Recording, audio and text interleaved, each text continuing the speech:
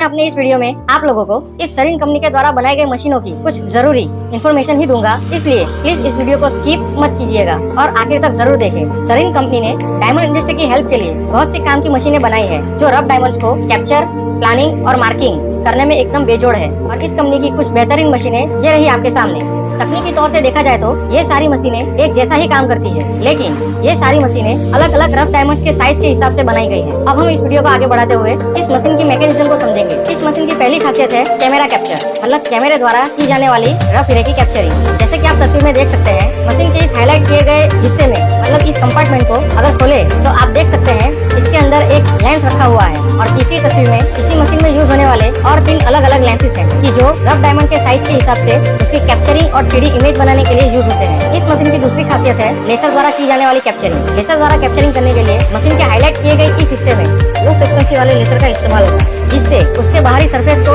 एकदम सटीक तरीके से कैप्चर करके उस हीरे का एक्यूरेट 3D मॉडल बनाया जा सके। अब हम उस हिस्से के बारे में जानेंगे जिसे स्टेज कहा जाता है। जैसे आप तस्वीर में देख सकते हैं, मशीन के इस कंपार्टमेंट को खोलने से आपको कुछ इस तरह से एक स्टील का स्टेज दिखेगा, जिसके ऊपर रफ डायमंड को इस तीसरी तस्वीर की तरह रखा जाता है। और ये स्टेजेस भी अलग अलग हीरो के साइज के हिसाब से मशीन में यूज होते हैं, जैसे कि आप इस तस्वीर में देख सकते हैं। और इस स्टेज के बीचों बीच एक होल होता है जो मशीन के अंदरूनी भाग से एक पाइप के साथ जुड़ा होता है, और वो पाइप एक छोटे से वैक्यूम मशीन के साथ जुड़ा होता है, जिससे इस स्टेज के होल के अंदर उतना प्रेशर बनाया जाता है कि मशीन जिस कैपेसिटी के अनुसार बना हो उस साइज के हीरे को इस स्टेज के ऊपर ठीक से खड़ा किया जा सके। रफ हीरे को इस वैक्यूम के प्रेशर की मदद से सही पोजीशन में सेट करने के बाद ही इसे कैमरा और लेजर दोनों की मदद से कैप्चर की प्रोसेस शुरू की जाती है। रफ हीरे को इस मशीन से कैप्चर करने के पहले इसे एक व्हाइट कलर के पेंट जो स्पेशली इसी काम के लिए बना होता है उससे पेंट किया जाता है। इसका ये भी कारण है कि जब लेजर के द्वारा रफ हीरे को कैप्चर किया जाता है तब कई बार रफ डायमंड की सरफेस पारदर्शी और चिकनी होने के कारण लेजर की किरणें रफ हीरे के आर पार हो जाती है। उससे हीरे को कोई नुकसान नहीं होता,